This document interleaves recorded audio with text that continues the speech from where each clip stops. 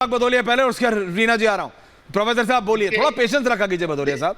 कैसे मुझे सवाल देखो, 25 मिनट का भाषण सुनने हम लोग नहीं आते। कोई किसी को भाषण नहीं दे रहा है। अगर आपको राहुल देव जी और अनुराग, सुनिए अभी कन्नौज में प्रोफेसर साहब बात सुनिए, 13 मिनट बाद तो आए हैं सुधांशु जी, मेरे को सवाल पूछना है, आपके हिसाब से पूछूंगा क्या? क्या हो गया है? रिलैक्स कीजिए, हाँ बोलिए। हार से इतना डर गई है कि आए पाए साए बोलना शुरू कर दी। आप केसरगंज में पूछ रहे हो वो हामिद अंसारी पे चले जा रहे हैं। आप केसरगंज में पूछ रहे हो तो राहुल देव को भाग जा रहे हैं। आप केसरगंज में पूछ रहे हो तो अरविंद केजरीवाल की वहां चले जा रहे हैं। आप केसरगंज में पूछ रहे हो तो वो इधर उधर भाग जा रहे हैं। अरे भैया कन्नौज में पूछा, कन्नौज का जवाब दे दो ना। कमाल की भारतीय जनता पार्टी की सब दिक्कत है, आपका भाषण सुनने हम लोग नहीं आते हैं। एक ही बात को 20 बार बोलने की हम लोग की आदत नहीं है। सुनिए, आपकी हिम्मत नहीं हुई 25 मिनट के भाषण जो आपने दिया उसमें एक बार भी आप बोल देते जनता के बारे में। क्या बोला आपने? अगर कन्नौज से अखिलेश जी लड़ रहे हैं तो महंगाई से उसका क्या लेना देना? महंगाई कम करने तो आपकी जिम्मेदारी थी ना। अगर अरविंद केजरीवाल की पत्नी अगर वो सुनीता केजरीवाल प्रचार कर रही है तो उसके बेरोजगारी से क्या लेना देना? भैया ये बताइए, बेरोजगारी कम करना तो आपकी जिम्मेदारी थी। अगर मैं आपसे पूछना चाहता हूं, अगर अमेठी से राहुल गांधी लड़े ना लड़े, उससे महिला अत्याचार पे क्या लेना देना था? महिला अत्याचार तो आपके टाइम बढ़ा है भैया, आपको न्याय देना चाहिए था। आप इन मुद्दों पे चर्चा नहीं करना चाहते, किसानों पे चर्चा नहीं किया। भाई क्या दिक्कत है आपको? आप जनता के मुद्दों पे, हिंदुस्तानी जो लोग हैं उनके बारे में चर्चा नहीं करना चाहते। आप व्यक्तिगत पॉइंट करके राजनीति करना चाहते, इसके मतलब आप मुद्दा विहीन हो चुके हो, आप भटक चुके हो, आपने हार मान ली है। जब आदमी व्यक्तिगत बातें करना शुरू कर दे और आए बाए साए बोलना शुरू कर दे तो समझो वो जनता की बात नहीं कर रहा है। इसलिए जनता के मुद्दे क्या हैं? आप प्रचार में तो शायद जाते नहीं होंगे, अगर जाते तो शायद सुधांशु जी आप इतनी इंटेंसिटी से जो बोल रहे थे ना, लेक्चर दे रहे थे, अभी आपको बोलते टाइम जीव लड़खड़ाती। आप ग्राउंड जीरो पे जाइए, जनता पकड़ लेगी आपसे और 2 ही सवाल पूछती, महंगाई बेरोजगारी, तब आप क्या करेंगे जरा बताइए तो। और आपसे पूछेगी महिला पहलवान के बारे में, तब क्या करेंगे? आए साहब बोलेंगे, कन्नौज भाग जाएंगे या दिल्ली भाग के बात करने लगेंगे। कमाल की बात करते हैं आप भैया। सत्ता में आप हैं, जिम्मेदारी आपकी है कि भैया आपने 205 लाख करोड़ का कर्जा क्यों ले लिया? इसमें हमारी क्या गलती? विपक्ष क्या गलती है? कर्जा आपने लिया 1.5 लाख करोड़ का,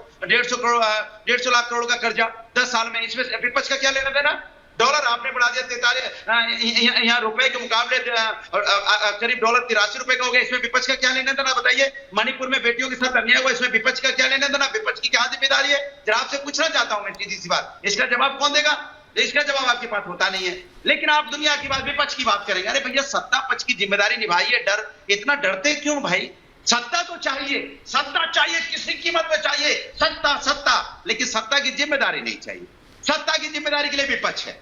अगर यहाँ पे महंगाई बढ़ी है तो वो 1947 में जिम्मेदार है, अगर बेरोजगारी बढ़ी है तो 1950 जिम्मेदार। कमाल है यार प्रभु, आपने देश को बर्बाद कर दिया है, देश को बर्बाद कर दिया सुधांशु जी। और सुनिए, और ये जनता के पाप के भागीदार हैं आप, जो जनता के मुद्दों पे बात नहीं करते, पाप के भागीदार हैं आप।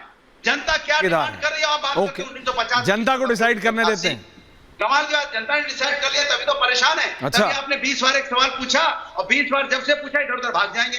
कमाल है भैया, कब तक भागोगे? रीना गुप्ता युवाओं के युवा नहीं 10 सेकंड। अच्छा बोलिए, 30 बोलिए, 30 सेकंड बोलिए। युवा बेरोजगार नहीं, युवा बेरोजगार आत्महत्या कर रहा, आप उस पर नहीं बोलते।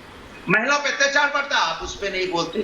किसान आत्महत्या करता है, उसका एमएसपी गारंटी नहीं होती, उस पर आप नहीं।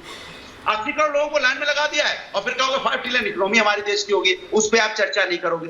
कमाल की भाई, भारतीय जनता पार्टी होगी हर चीज का जिम्मेदार विपक्ष। सत्ता पक्ष में हम होते हैं तो हम जिम्मेदार, विपक्ष में होते हैं तो हम जिम्मेदार। अरे प्रभु, ये मीडिया के माध्यम से कब तक देश को आप उलझाते रहोगे, झूठे जुमले बोलोगे? मीडिया भी साथ छोड़ने रीना गुप्ता जी, रीना गुप्ता जी, 4 जून के बाद आपको 20 सेकंड नहीं देंगे। Stick to 1 versus 2, can't you understand? Reena ji, Anurag ji अभी हो गया। Okay Anurag ji, Reena Gupta, Reena ji thank you. देखिए बिल्कुल क्लियर हो चुका है कि सत्ता के लोभ के लिए भारतीय जनता पार्टी और प्रधानमंत्री मोदी जी कुछ भी करने को तैयार हैं। प्रज्वल रवन्ना जैसे मास रेपिस्ट, मास बलात्कारी के लिए वोट मांगने को तैयार हैं। ब्रजभूषण शरण सिंह, जिसपे हजारों महिलाओं का यौन शोषण करने का आरोप है, उसके बेटे को टिकट देने के लिए तैयार है। आज मेरे को इतना गुस्सा आ रहा है इस भारत में रहने वाली एक नारी होने के नाते कि आपने हम में से किसी की एक नहीं सोची और फिर आप बोलते हैं मंगलसूत्र की आप बात करते हैं। खबरदार, आपको कोई हक नहीं है मंगलसूत्र की बात करने का। मंगलसूत्र पे तो आपने उसी दिन लात मार दी जिस दिन आपने प्रज्वल रवन्ना के लिए वोट मांगे। कितने घरों के मंगलसूत्र उसने बर्बाद करे और सिर्फ एक सीट के लिए आपने उसके लिए वोट मांगे। आपको पता था, सबको पता था कि उसने कितनी सारी महिलाओं के साथ बलात्कार किया है, और एक सीट के लिए आपने अपना जमीर बेच दिया, आपने सब कुछ बेच दिया कि एक सीट मिल जाए। वही आपने कैसरगंज में करा कि आपने एक सीट के लिए फिर से ब्रजभूषण शरण सिंह के बेटे को आपने टिकट दिया। अब आपको क्लियर है कि पूरे देश के सामने आप बेनकाब हो चुके हैं। पूरे देश को समझ में आ गया है कि सत्ता के लालच में आप देश को बेच चुके हैं। आपने पैसे वैसे ही पूरे देश की सारी संपत्ति अपने दोस्तों के नाम कर दी, और अब देश को यह भी क्लियर है कि आप संविधान को बदलने की कोशिश कर रहे हैं, आप आरक्षण खत्म करने की कोशिश कर रहे हैं, आप दलितों का, पिछड़े वर्ग का, सबका आरक्षण खत्म करने की कोशिश कर रहे हैं। आपके सामने आपकी हार आपको नजर आ रही है। जब आपको हार नजर आती है तो आप क्या करते हैं? आप अपने फेवरेट टॉपिक पाकिस्तान पे पहुंच जाते हैं, और वही आपने शुरू कर दिया। अब आप पाकिस्तान की बातें करने लगे। 10 साल से आपका देश पे राज चल रहा है। 10 साल में आप ये नहीं गिना पाए कि आपने महिलाओं के लिए क्या किया, किसानों के लिए क्या किया, युवाओं के लिए क्या किया, वो कुछ आप नहीं बता पा रहे हैं। फिर से वही कि मंगलसूत्र आपका बेच दिया जाएगा। मंगलसूत्र तो उसी दिन गिरवी हो गया जिस दिन आपका पेट्रोल 100 रुपए के पार हो गया और आपका सरसों का तेल 250 रुपए के पार हो गया। मंगलसूत्र सुन रहे हैं ना सुधांशु जी? तभी गिरवी हो गया था। अब किसी के पास मंगलसूत्र बचा है? जब 25,000 का सोना था, एक मिनट खत्म करने दीजिए मेरे को, प्लीज बोलिए आराम से। जब 2014 में 25,000 रुपए सोना था, आज 75,000 रुपए सोना है। मंगलसूत्र बचा किसके पास है सुधांशु भाई? और मुझे बहुत दुख होता है कि सुधांशु भाई जैसे पढ़े लिखे लोग ऐसा कुतर्क दे रहे हैं कि परिवारवाद क्या है और पता नहीं क्या गोल मरोड़ करके कैसे आप जस्टिफाई कर रहे हैं।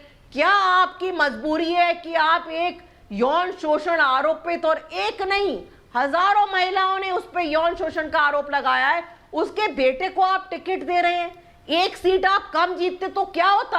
आप तो 400 सीटें जीतने वाले हैं, तो एक सीट में क्यों आपकी जान अटकी हुई है? किसी और को वहां से टिकट दे देते।